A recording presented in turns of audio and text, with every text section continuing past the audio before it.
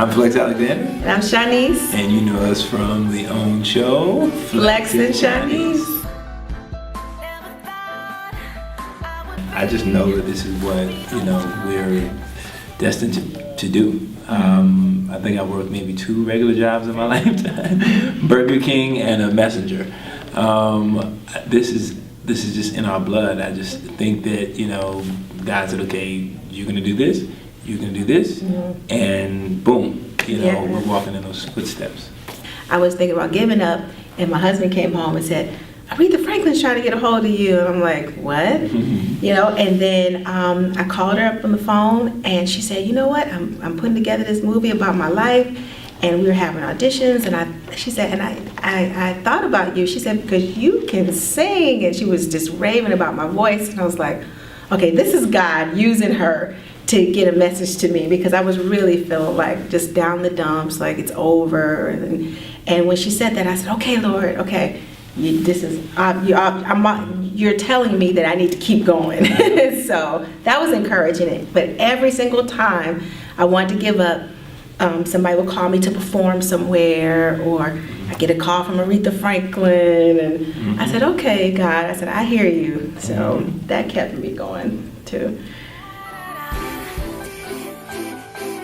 We were such good friends that he was my homie. Like, I didn't look at him like, okay, this is gonna be my husband. I was like, he is cool, we're friends, and I've never dated anybody that was my friend first. And so I didn't see it coming for a minute. I would come downstairs to go to her place to see her. She'd have on flannel pajamas. I had a scarf wrapped up, no makeup, scarf on my head, cookie pajamas. Like, we weren't trying to impress each other, because we were like, okay, we're just friends. Like, we weren't dating or anything. But the thing that made me fall in love was, okay, first of all, one thing, it's sad, but it's real. But his grandmother passed away. And he came to my apartment, and he cried on my shoulder, and I've never had a man like cry on my shoulder, and I was like, oh, that's so sweet.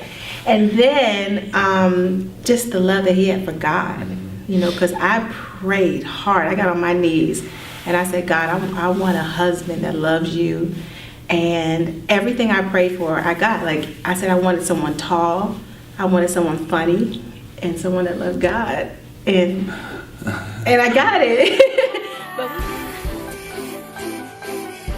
I can go back and remember times that, playing music and dancing in the house, and my mom's cooking fried chicken dinners for people in the building, and they coming by, and it was always busy. People around. So I was used to it, and then when, everyone came in together, like I said, we go through our times, but it's almost like everybody has their own space. Yeah. We'll go off to our room. It's funny. It's like our house is like an apartment building.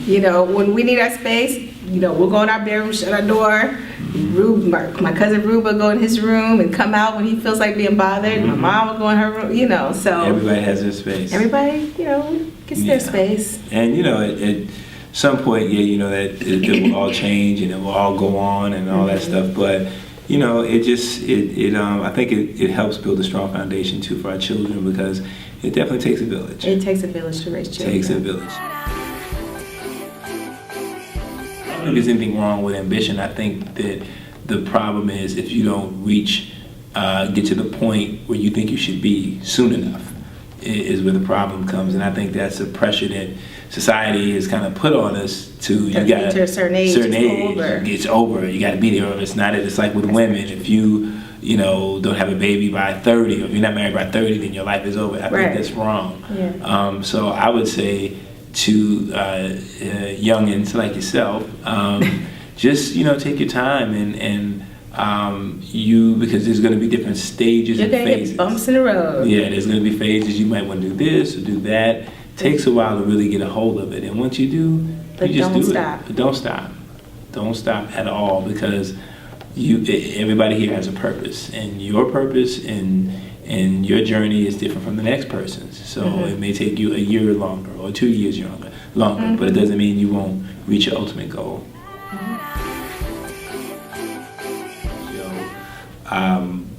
getting back to my stand-up. That's huge for me. That is something that I just dreamt of, and she been pushing me for years, and I just had, You gotta listen to your wife. I just, I had my reservations and fears, as you saw in the first episode. But that really, my goal is to get out and work and really get my set tight and shoot a stand-up film. Yeah, You know? and then create a new show. I've written a new series too. I've written a new series, so to sell that as well. So just dibbling, dabbling, and want to produce on that end, but still want to do my stand-up. That to me is because it's my voice. Yes. And for me, it's getting my music back out there. I get tweets all the time about when are you coming back out to music, and so this is a platform for me to, get my music on again, and hopefully, go on a tour and just continue to make music. And do some acting as well. I definitely, I started out in theater, so definitely want to do more acting. And with our kids, we're not trying to push them like, go ahead now, spin, dance, show me. Because I really, to be honest with you, I did not want our kids to be in show business at all. They begged us, yes. Like they really, really, really wanted. Yes. So I said, I don't want to block their blessings. Yeah. So this is what they want to do. This is what they want. And then they want to act. And our son wants to be a film director. I call him our little Steven Spielberg. Yeah. And Imani wants to be a performer, an actress, a singer. She wants to do it. Wants to do it all. And they've already, Imani and Shanice have already shot a Payless commercial. Yes.